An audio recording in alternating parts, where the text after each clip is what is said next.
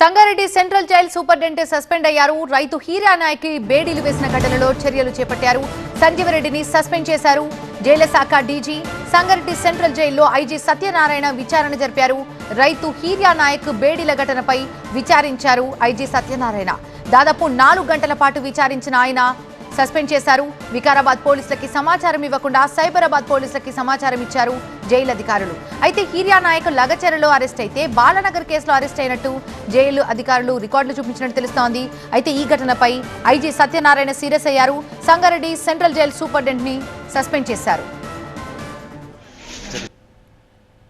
So అతను ఈరోజు ఉదయం ఫోన్ చేయడం జరిగింది. ఉదయం 9 ఆ ప్రాంతంలో జైల్లోంచి అది కొద్దిగా ఎలవళ్ళండి వాళ్ళకి, వాళ్ళ నామ్స్ ప్రకారం సంస్కరణ రిఫార్మ్స్. సో అది ఎవరికి చేశాడు ఏంటి అనేది కూడా ఎంక్వైరీ చేస్తాం.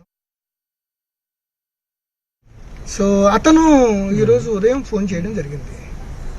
ఉదయం 9 ఆ ప్రాంతంలో జైల్లోంచి అది కొద్దిగా ఎలవళ్ళండి వాళ్ళకి, వాళ్ళ నామ్స్ ప్రకారం సంస్కరణ రిఫార్మ్స్. సో అది ఎవరికి చేశాడు ఏంటి అనేది కూడా ఎంక్వైరీ చేస్తాం.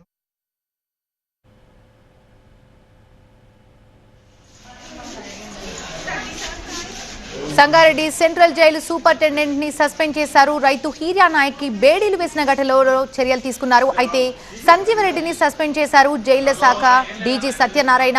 సంగారెడ్డి సెంట్రల్ జైల్లో ఐజీ విచారణ చేపట్టారు.